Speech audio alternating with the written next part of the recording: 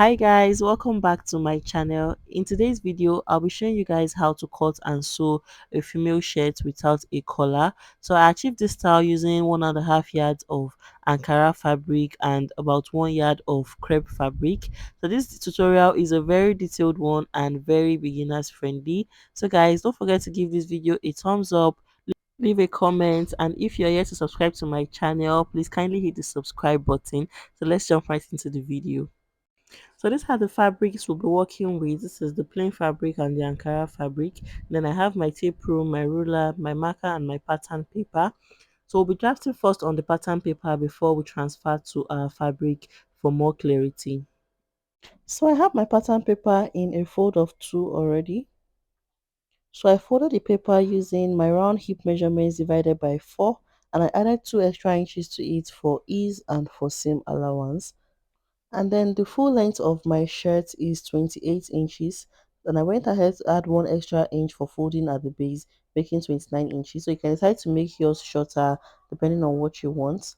So the first thing to do is to draw out a starting line at the top of the paper. So this line is going to be the shoulder line where we'll be taking all the vertical measurements from. So from my shoulder line now to my bust point is 10 inches. And then from my shoulder to my waist point is 16 inches, and to my hip line is 23 inches, and then the remaining part of the paper is for the full length of my top. So I'll go ahead now to extend these lines horizontally, and then we'll label them. So like I said, the first line is the shoulder line, the second line is the bust line, this is the waist line, and this is the hip line. So I'll come over now to the shoulder line, and then I'll place my shoulder to shoulder measurements divided by 2. So go ahead to place your shoulder to shoulder measurement divided by 2 on the shoulder line. So for me, I have 8 inches. And then from that 8 inches, I'll take my round armhole measurements divided by 2, which is 9 inches for me. So go ahead and place yours. Then use your ruler to connect the 2 points together.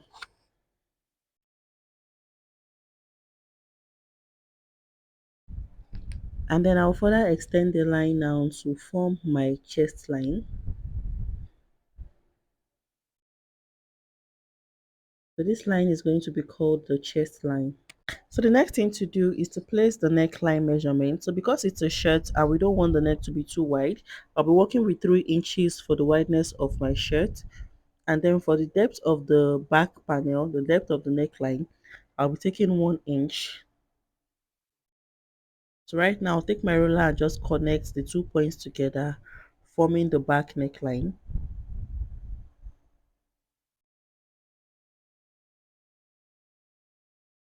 And then I'll come over to the armhole line to take my shoulder slope, which is 1 inch, and then connect it to meet the neckline. So right now I'll take the midpoint of my armhole line, which is 4 inches for me, and on the chest line I'll place my round bust measurements divided by 4, which is 10.5 inches.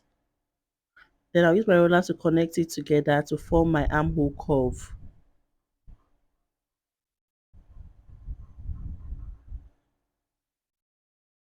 So this is what we have after connecting. The next thing to do now is to place the round body measurements. So on the bust line, I'll place my round bust measurements divided by 4, which is 10.5 inches. I'll add half an inch for ease and 1 inch for seam allowance, making 12 inches. On the waistline, I'll place my round waist measurements divided by 4, which is 9.5 inches, half an inch for ease and 1 inch for seam allowance. Go ahead and mark it there. And then on the hip line, I'll place my round hip measurements divided by 4, which is 11.5 inches, half an inch for ease and 1 inch for seam allowance, making 12.5 inches. So right now, take my ruler now and connect these points together.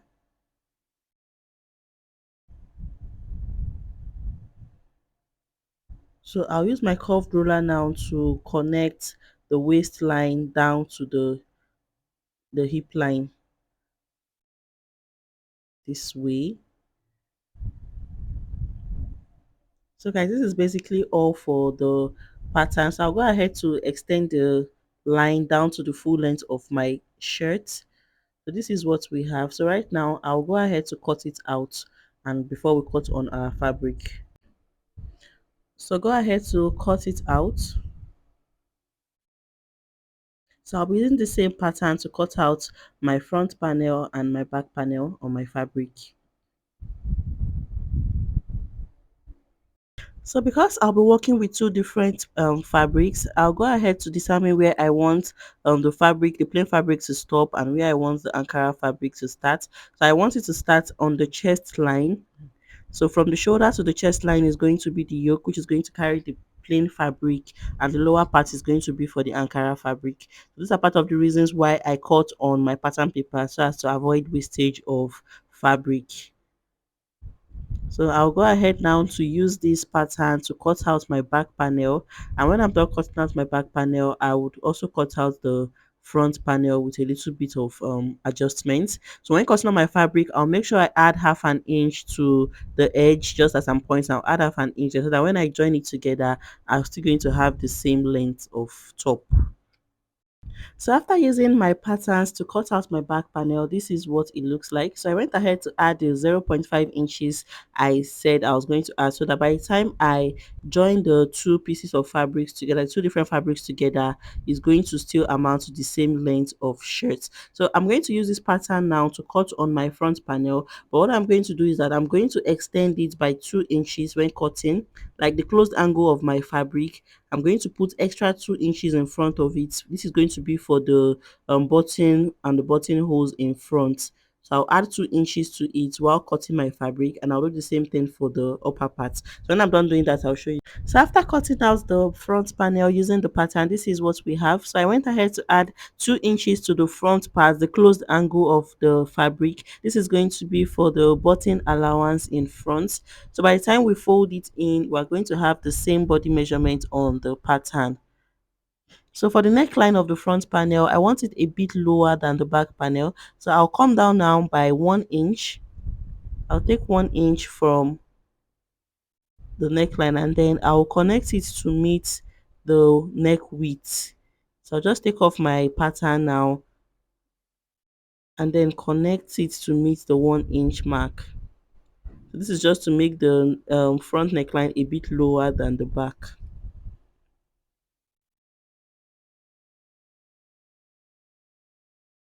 So this is what we have for the neckline. So this is basically all for the cutting of our shirt. The next thing we want to do now is to start joining the pieces of fabrics together. So before we start joining the fabrics together, I'm going to split open the front panel. Okay, before I split it open, I'm going to take my 2 inches button allowance, and then I'll just form a notch there. This is so that when I want to fold it, I will know where to stop folding. So I'll form a notch there this way. So right now I'll split the center front open. We are doing this because it's a shirt. So I'll split the center front open now.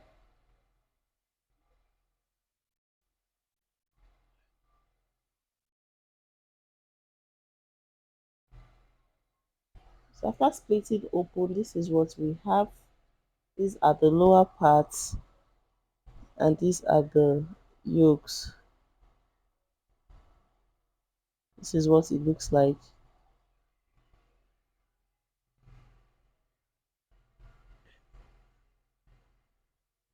This is what it looks like. This is what the front panel looks like. So the next thing now is to join these pieces together. So I'll go ahead now and place my yoke on my fabric this way, right sides facing each other. And then using the half inch I added to the fabrics, I'm going to join it together all the way down. I'll repeat the same thing for the other side. I'll stitch it all the way down together. And then when I'm done doing that, I'll move over to the back piece and also place the yoke on it. Also place the yoke on it and then stitch it all the way down. So when I'm done doing that, I'll show you guys what it looks like. So after joining the upper parts to the Ankara fabric, this is what it looks like. So these are the front panels, and this is the back panel. So I joined them using the 1/2 inch I added to the fabric so that my measurement is still going to be the same. So guys, before we proceed, I'm going to just go ahead and place my fabrics on each other this way. So I was supposed to do this while cutting on my pattern, but I forgot. So I'm just going to go ahead and do it on the fabric. So I'll place all of them this way. I'll place it this way because I want a kind of curve at the edge of my shirt, at the sides of my shirt. I want it curved out. So I'll just go ahead and take my chalk and just curve it out this way. So you can decide to leave yours straight. It depends on what you want. So I'll just go ahead to curve it out this way, and then I'll cut out the excess fabric. Just cut it out this way.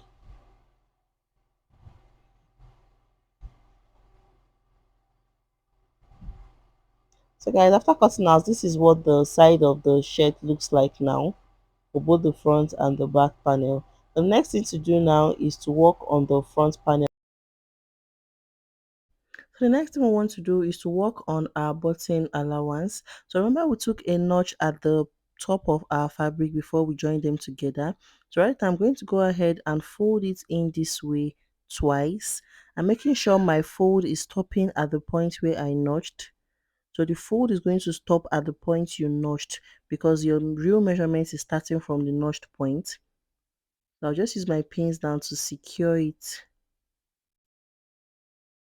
I'll use my pins to hold it down. This is just going to make stitching it easy.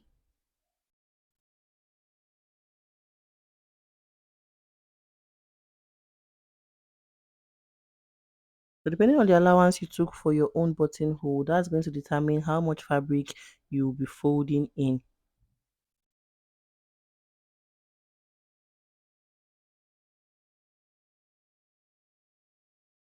So after using my pin to hold it, this is what it looks like. So right now, I'm going to go ahead and stitch it all the way down on the notched, from the notched angle. I'll stitch it all the way down. So this is what it's going to look like on the right side. So make sure that when you are stitching very close to the folded edge. Stitch very close to the fold all the way down. So I'll repeat the same thing for the other side of the front panel. I'll fold it in twice, making sure my fold is stopping at the point I notched, just as you guys can see. Just as you can see, and then I'll stitch it all the way down. So when I'm done doing that, I'll show you guys the next thing to do. So after stitching down the button allowance, after folding it in, this is what it looks like on the right side, and this is what the wrong side looks like. So I make sure to start stitching from the notched point very close to the fold. So that part is going to go inside my shirt. So I did the same thing for the other side. So the next thing to do now is to finish up the neckline. So I'm making use of this white bias strip. So I'll place it on the neckline this way, and then I'll stitch it down and fold it into the other side and stitch it all the way down as well. So I'll cut out the excess, and then I'll repeat the same thing for the back panel. I'll finish up the neckline, and then I'll show you guys what it looks like. So guys, after finishing the neckline, this is what it looks like. These are the front panels and this is the back panel. So this is what it looks like. So the next thing to do now is to join the shoulder points together. So I'm going to go ahead and place them right sides facing each other. So I'll place the pieces of fabrics right side facing each other, just as you can see me doing in the video. So I'll match the shoulder points this way. Then I'll lay the other side on it this way. So guys, so you can see that the button allowance are sitting perfectly on each other, and we still have the same size for the shirt. The allowance are sitting on each other. So right now, take it to my sewing machine and just stitch it using 1/2 inch on this side and stitch it on the other side as well. So before I close up the sides, I'll be attaching my sleeves to it first. So when I'm done joining the shoulders, I'll show you guys the next thing too. So after joining the shoulders together, this is what it looks like. This is what we have. So before I go ahead to close up the sides, I'll be cutting out my sleeves first. So I'll set this bodies aside while we work on the sleeves. So I have this pattern I have cut out already. So if you want to learn how to cut a basic sleeve, I have the video on my channel and I'll leave the link in the description box and also leave the link on the comment section. So I've used the sleeve pattern to cut out my fabric. So I'll be using the plain fabric for the upper part of my sleeve. So I added half an inch for ease and 1 inch for seam allowance while cutting, just like I did with the bodice. So this is the second side of the sleeve.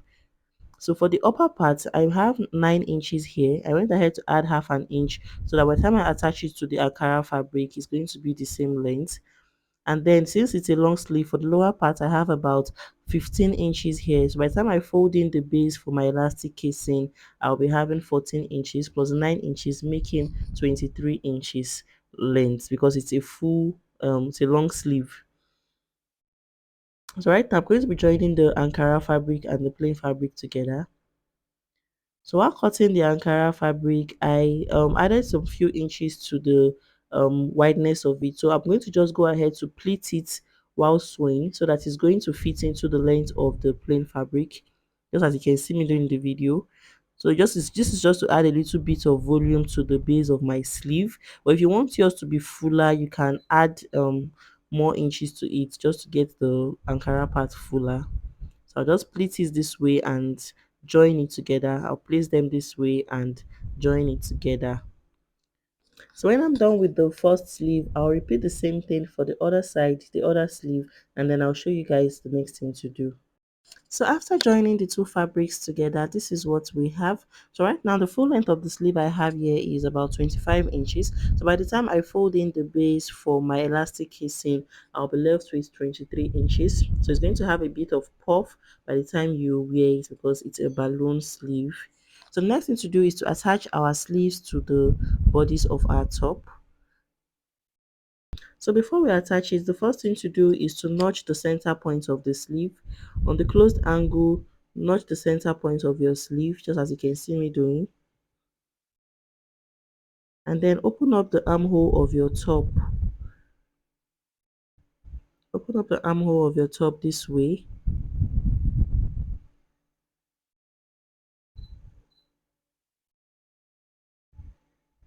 So right now, place the part of your sleeve you notched right sides facing each other on the point you joined the shoulders. Like the notched point should be directly on the shoulders this way, and then take your pin to secure it. So I'll further spread the remaining part of the arm of the sleeve or the armhole and just use my pins to hold it down.